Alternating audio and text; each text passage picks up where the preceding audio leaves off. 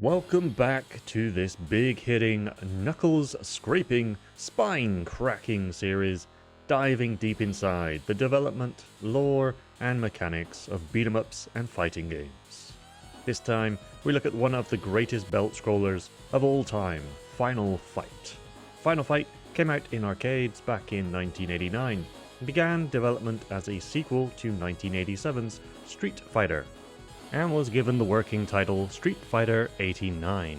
But after the success of Technos' Double Dragon arcade game, and showcasing Street Fighter 89 at a game show, the game's title was set at Final Fight. As fans of the series will already know, Final Fight is set in the same universe as Street Fighter, and many of its characters have appeared in the Street Fighter franchise from the Street Fighter Alpha series and beyond. But Final Fight was a hit in its own right before Street Fighter 2 came along, becoming the highest grossing arcade game of 1990 in Japan, according to Gamist charts, as well as the top grossing arcade game in February of 1990 in the Replay arcade charts in the US. It would also find success when it came to home consoles, becoming one of Capcom's best-selling games on the Super Nintendo, selling 1.5 million copies worldwide and spawning 2 sequels that would sadly only appear on the Super Nintendo. Well, Final Fight 2 would eventually make it to the Wii Virtual Console in 2009, but that's no longer available. As mentioned earlier, the game was originally planned to be a sequel to Street Fighter, you know, the first and kind of awful one, with Ryu and Ken originally down as the protagonists. Capcom's own president apparently made the development team watch a ton of movies, as he wanted the game to be more like a film, hence the rather cinematic presentation and plot found in the game. Streets of Fire, directed by Walter Hill in 1984, was one influence, as was Hard Times, also directed by Walter Hill in 1975. The back street alley feel of the game would come from having watched these movies, as well as the name for Cody Travers, Tom Cody being the protagonist of Streets of Fire. The story of Streets of Fire is clearly influential too, as it follows Cody and McCoy on a mission to rescue Cody's ex-girlfriend from an outlaw motorcycle gang. Sounds pretty familiar, right? But where would the idea for an aggressive mayor and a ninja buddy come from? Legendary artist and designer Akira Akiman Yasuda, who worked on the game, remarks in this Shadowloo CFN interview, Hagar is influenced by the lead of musical Les Miserables, Jean Valjean. In the latter half of the story, Valjean becomes the mayor of the city. Manga series Mad Bull 34 was another influence for Hagar. The series follows sleepy John Estes, the toughest cop of New York City's 34th Police Precinct, known as Mad Bull by criminals due to his violent behavior. As for the ninja guy, well, Capcom had a history with ninjas, and the company president would apparently say the following a lot of the time: Americans are all about ninjas and dinosaurs. Final Fight is a game filled with cultural references. The Mad Gear Gang antagonists of Final Fight, for example, take their name from another Capcom game, an overhead racing game called Mad Gear, known outside of Japan as Lead Storm. And the names of many Mad Gear characters come from rock musicians, hence names like Axl, Slash, Roxy, and Poison. The notorious Hugo Andore is of course based on wrestling legend Andre the Giant. Except that it's not. According to Nishitani-san, it is in fact based upon one of his friend's nicknames. Whether his friend looks like Andre the Giant, I do not know. Yoshiki Akamoto, who worked as producer on the game, cites the arcade game Double Dragon 2: The Revenge as his basis for Final Fight. In a Video GameSpot interview, he noted that he liked the idea of a side-scrolling beat-em-up with gang fights, but was unimpressed by Double Dragon's graphics at the time. Staff numbers had been reduced at Capcom due to the poor sales of side-scroller shooter Forgotten Worlds, however, and the team had to deal with a memory supply problem going on at the time. Therefore, the development team would only have a 16MB ROM to work with, unlike the 24MB ROM that Street Fighter 1 had. Even with this limitation, designer Yasuda-san had big ambitions for the game. In a 2000 interview with Game Maestro, available on Shmuplations, he states, "I wanted to make something more flashy, with really big sprites and a lot more action. so I allocated about 1/3 of the memory for the playable character animations. 3 megabytes, which was unprecedented at the time, and created 12 different animation patterns for each character. It was the first game in the world to do that. When you hit an enemy in Final Fight, attacks chain together with different moves. It was Yasuda-san who worked on the controls and was allowed to design them as he wanted. Reflecting on his early days as a developer at Capcom, he says that he chose a single attack button and this chaining of attack animations as an answer to the complexity he found in other beat-em-ups. Nishitani-san worked alongside Yasuda-san, but in a developer interview with Shmuplations, says that he wasn't overly enthusiastic about the project, even though he ended up, in Yasuda-san's words, developing a lot of the experimental but successful gameplay features. In another interview on Shadowloo CFN, Nishitani-san admitted, "I really hate side-scrolling action." Final Fight would go on to be ported to various consoles, perhaps most notably the Super Nintendo. This version removed the playable character Guy, the industrial area level, and the ability to have 2-player co-op. Japan would later see a revised edition of Final Fight on the Super Famicom in 1992, Final Fight Guy, which reintroduced the character Guy, but removed Cody, as well as adding additional difficulty levels and new power-ups. But there was still no 2-player option, nor the industrial area. America would then see this version of the game as a rental-only game in 1994. The game's intro sets the scene. We are in the well-known crime capital of Metro City, ruled by violence and death. Your basic shithole, in other words. This type of red map, with the various stages of the game on display, would feature in future Capcom beat-em-ups in some fashion as well. The newly elected mayor and former Street Fighter, Mike Hagar, plans to rid the city of crime, but the massive criminal organization known as Mad Gear has other ideas, and seeks to bring Mr. Hagar here under their control. The mayor receives a phone call from Damned, known as Thrasher in some ports of the game, likely due to damned sounding like the word damn. No, not that damn. Anyway, he's one of the bosses of Mad Gear, who informs Hagar that they have kidnapped his daughter Jessica. It's here we have an interesting discrepancy between regional versions, as Jessica is shown in a white bra on the TV screen in the Japanese version of the arcade game. The European Sega Mega CD version of Final Fight has this scene from the Japanese version, albeit with Jessica wearing a lot more clothing. The American version, however, cuts Jessica out entirely, so it kinda seems like Hagar is taking it on faith that Jessica has indeed been kidnapped here. We're then introduced to the 2 other heroes of the game, Cody and Guy. Cody happens to be Jessica's boyfriend, who informs Guy of her kidnapping. Then we have a weird interaction where Guy seemingly doesn't remember who Jessica is, but then says she's his friend too? Are you okay there, buddy? Okay, I guess Guy's coming along too. So we have 3 characters to choose from, each with their own fighting styles and attributes. Their order on the character select screen determines their strength and speed. Most damaging from right to left, most speedy from left to right. Cody, as you see, in the middle, Hagar on the right, and Guy. And I ran out of time, so we're going with Guy for the playthrough later in the video, I guess. Unused graphics for all of the playable characters' names were dug out from the game, and show Guy's name misspelled. This was due to a misunderstanding of English pronunciation. Akira Nishitani, in a Twitter post from 2013, clarified. This was originally spelled G-A-Y in the early stages of development. However, it seems that in America, the A is generally pronounced as A, and so it was spelled gay. I immediately got a complaint to change the spelling. Final Fight has 2 buttons. The first is for attacking, which you can mash out like so, and there's a jump button too. With the jump, you can perform a jumping attack on the spot, or jump in a direction and perform a jumping attack. Press down attack in the air and you get a different jumping attack. Cody and Guy's jump down attack leaves opponents standing, allowing you to get a cheeky throw or attack chain in. Hagar has a body splash that knocks his opponents on their ass.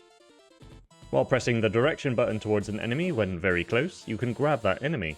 You can perform either a throw as Cody or Guy, or a back suplex as Hagar, or you can knee the enemy as Cody or Guy, and headbutt them as Hagar.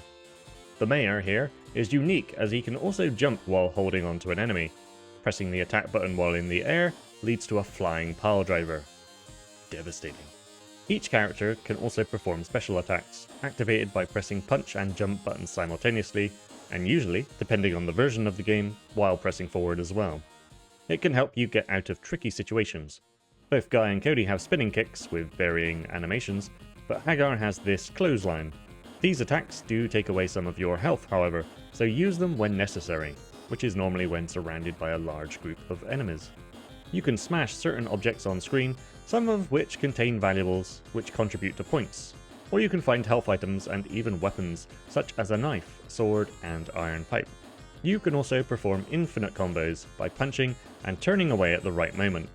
I think both Cody and Guy can perform 2 hits before having to turn and then punch again, but Hagar must punch, turn, punch, turn.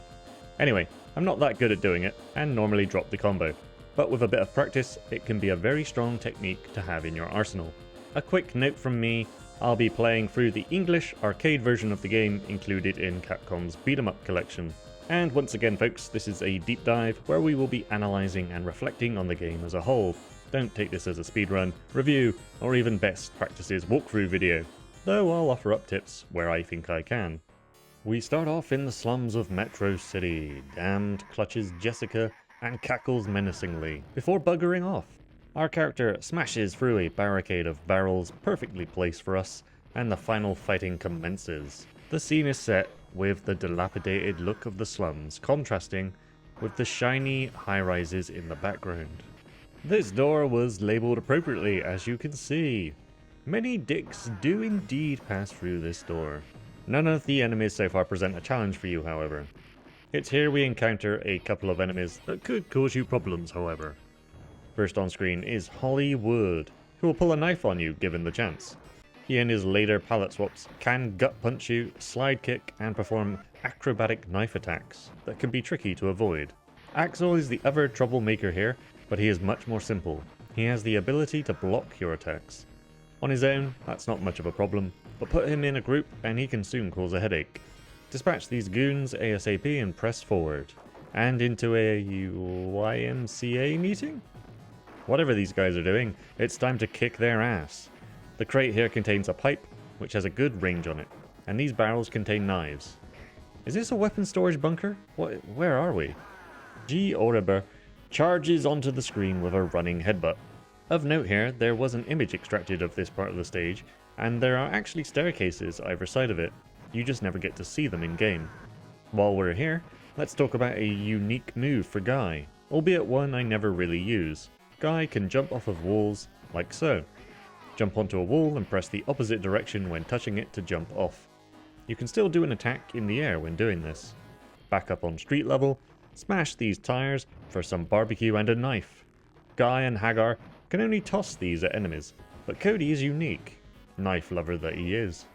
And as long as he is not too far away from an enemy, will happily stab away at them.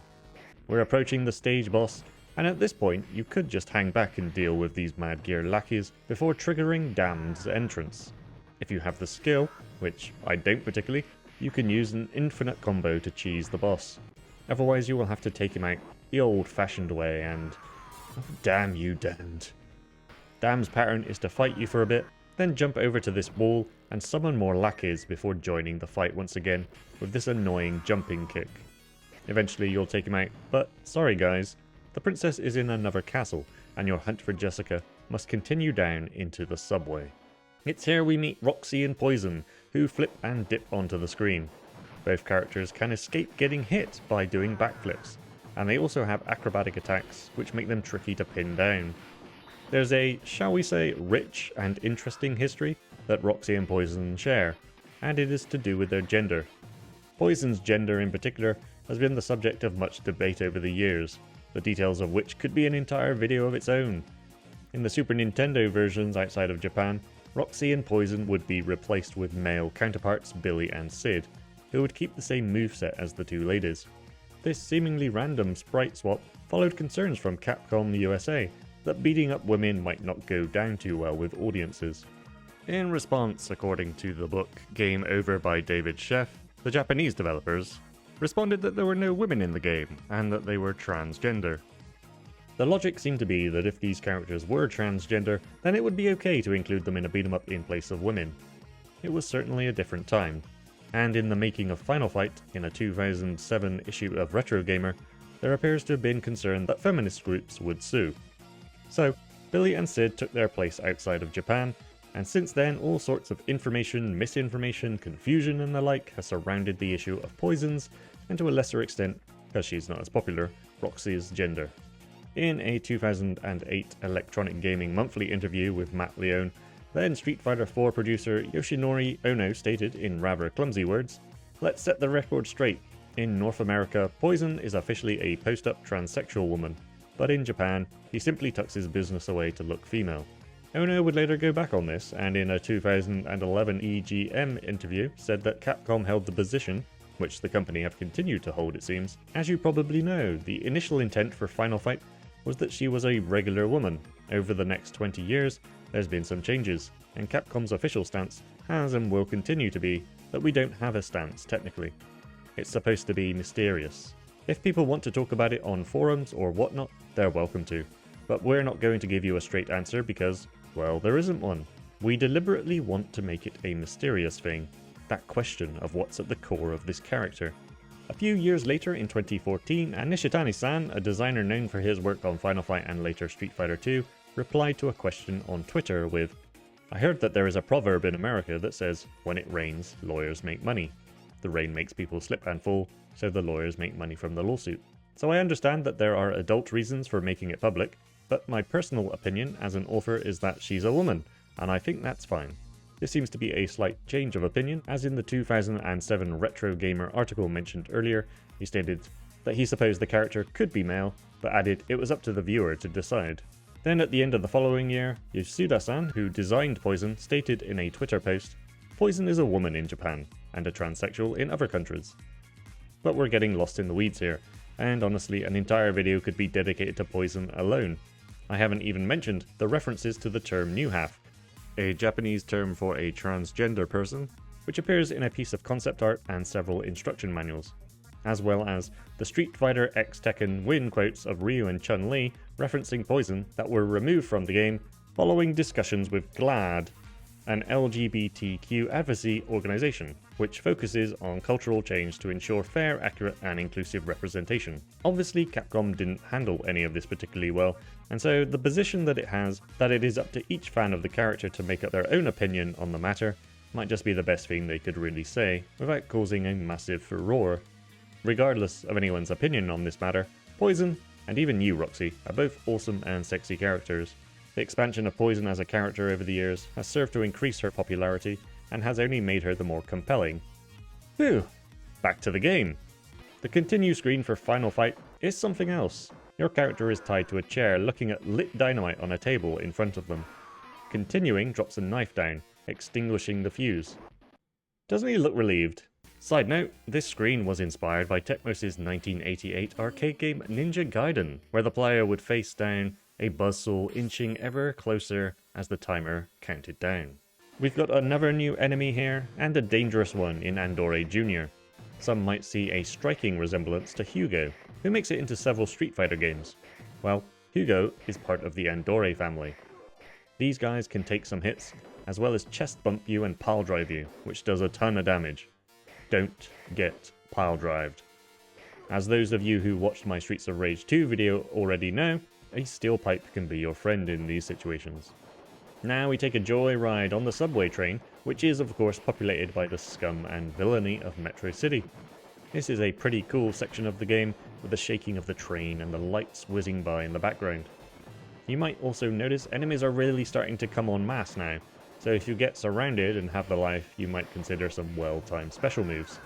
Otherwise, do the best you can. With Andore Jr. here, you can space your punches and prevent him from getting in any attacks. But he does like to move off screen and suddenly rush you. Make your way to the front of the train, where a bunch of barrels await you and a sword and pipe, should you so wish to use them. Oh yeah, I forgot to mention, Andores also like to butt drop you. The train comes to a stop, and you jump out onto the tracks. Beware of these barrels though, enemies can hit them, causing them to roll at you. Pick up the jewel here for points. You'd have thought by now that these mad gear thugs would have picked up all these valuables, or perhaps they're the ones storing them in barrels and boxes. Have you guys not heard about safes or a bank? Now we see some Molotov-wielding Hollywoods. They have almost no health and briefly come into view just to throw fiery destruction at you. Bit of a strange transition from the subway tracks to a wrestling ring. Well, the OG weeb, Sodom, resides here, known as Katana in some ports, likely due to Sodom resembling the word sodomy. Sodom is an oft-neglected Final Fight character who is playable in Street Fighter Alpha and in the Japan-only 1v1 fighter Final Fight Revenge. He slashes at you with two swords, which you can knock out of his hands. When you knock him down, he'll often charge at you when he gets back up. Once defeated, it's on to some casual vandalism against this poor innocent Japan car. It's pretty easy to beat up, and of course there are no consequences to your actions. Yep, none at all. Oh my God. Of note here, in the international SNES version of the game, the word God was changed to car. Man, late 80s, early 90s was a wild time to be alive. On to the west side! The sun has set, and the Andore, aka Hugo, makes his appearance. Dispatch the waves of enemies, and bust into a bar filled with patrons who are semi-interested in what's going on around them. Here we are introduced to Wong Hu. Welcome to the 1980s, everyone. According to Akiman, this character came about as, in the movie Breakfast at Tiffany's, there was the overly eccentric Japanese landlord guy who lived upstairs, so we wanted a character something like that. And here are more Molotov-wielding Hollywoods. Oh, check out this flaming animation, similar to something that would be later found in a little-known fighting game. Making our way to the back of the bar, we get accosted by a wild Andori Jr. who grabs us and takes us away to God knows where. Oh, it's a cage match with a couple of Andores, G and F. Though, with a second player, you would have to actually face 3 of these guys. I find throwing one to the opposite side, so that both Andores are on the same side, helps here. Then try to grab a pipe, and just keep whacking. Never stop whacking. Now that we've possibly murdered those 2 Andores, we can exit the back of the bar. Past a bunch of radioactive cars, and some people enjoying the Metro City nightlife. Unused graphics were found for an alternative billboard here, and I can't imagine why it wasn't used, can you? Eventually we come face to face with corrupt cop Eddie E, and these ghoulish looking guys in the background there. Terrifying. Eddie will beat you with his big stick, grab you, smack you around with the butt of his gun, and even shoot at you from a distance. If you're feeling disgusting, you can pick up Eddie's gum from the floor here, which gives you a bunch of points. Lovely. With Eddie defeated, the west side is done, and we move on to round 4, the industrial area. This is much like you might imagine it to be, a sort of steel works factory with flames shooting out of the ground. Must be a fun place to work. Once through the factory, we take an elevator ride up a building under construction. You'll notice somebody climbing up the ladder in the background there, occasionally tossing grenades at you. Make use of all the weapons that drop here, especially against Andores, and watch out for all these El Gato assholes and their knife attacks. Once at the top, it's straight into a fight with Rolento. He uses his stick to keep you at bay, and will throw you when you get close. This sneaky git will eventually speed up, making it difficult to land an attack, but it leaves a neat shadow trail behind him. This is an effect anyone who has played Street Fighter Alpha 2 will be familiar with. He'll soon start lobbing more grenades at you, and when you beat him, Rolento blows himself up. That's so Rolento. Bonus stage time, and we're breaking glass for some reason. Is this damaging to Mad Gear in some way? Like, are they laundering money through a window-making factory or something? Anyway, be careful. If you hit them in the wrong place, they can spin and knock into you. This time, however, it was truly a victimless crime. On to the Bay Area. I particularly like the city skyline here, with all the buildings in the background lit up. Not a fan of all the litter lying around, though, next to the river. Doesn't take a minute to bin it, guys. Who raised you? Several thugs take a load off while they wait for you to come along and punch them in the face. There are a lot of slashes in the Bay Area, but at least we get the doggos cheering us on. I think that's what they're doing anyway. And so many big boys come onto the screen here to ruin your stroll along the waterfront. 9 barrels filled with goodies block your path, which should indicate something. Nope, not a boss, but Andore and Andoria Jr. come tearing onto the screen from opposite directions to turn you into an Andore sandwich. Lay down some pipe, and then watch out for these barrels and waves of thugs. Enemies will start coming thick and fast here. Make your way through this Cirque du Soleil shit, and past the cheering doggo and through the sexy public toilets filled with large men. Oh my.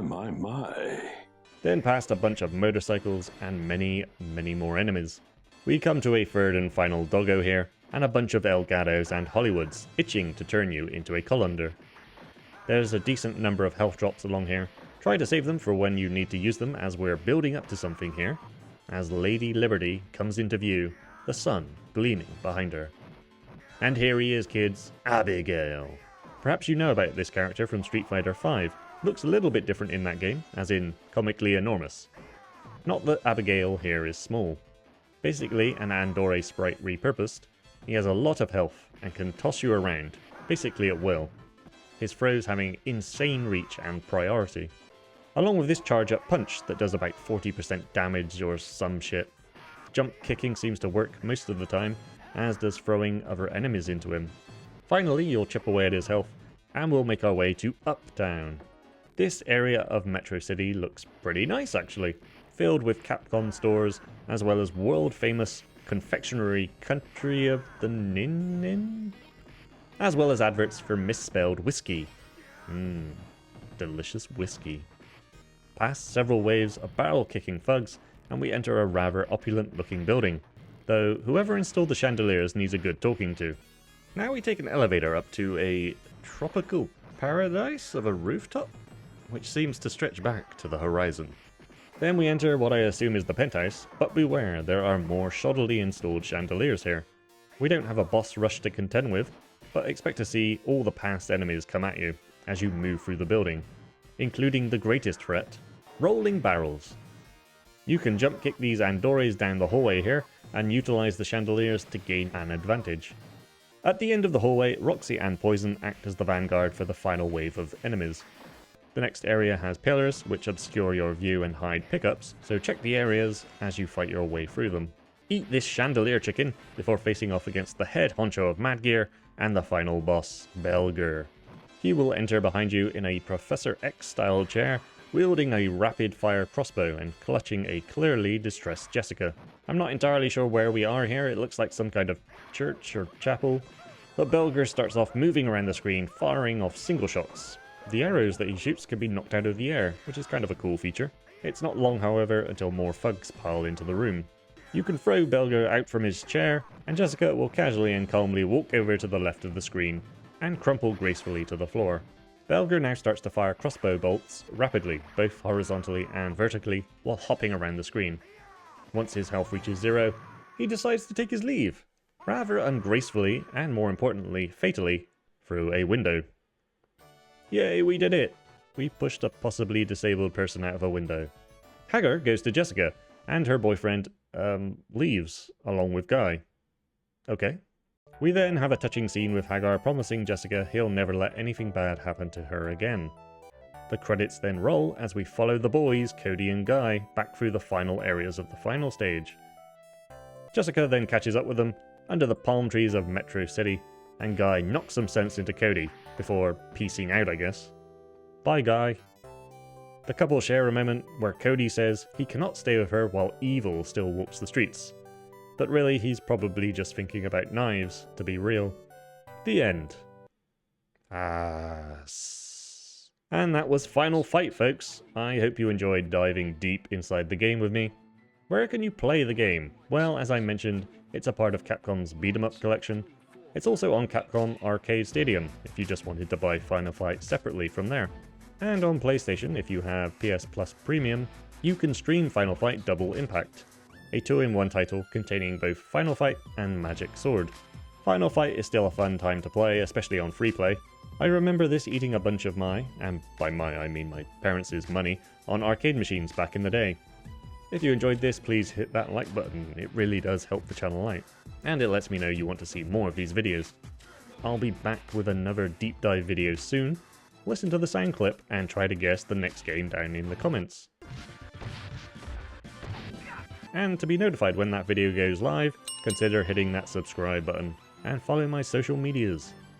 See you soon, my eldritch citizens, for more bone-crunching action. Take care, stay safe, and continue to be excellent to yourselves and one another. Alright, I'll go! Jesus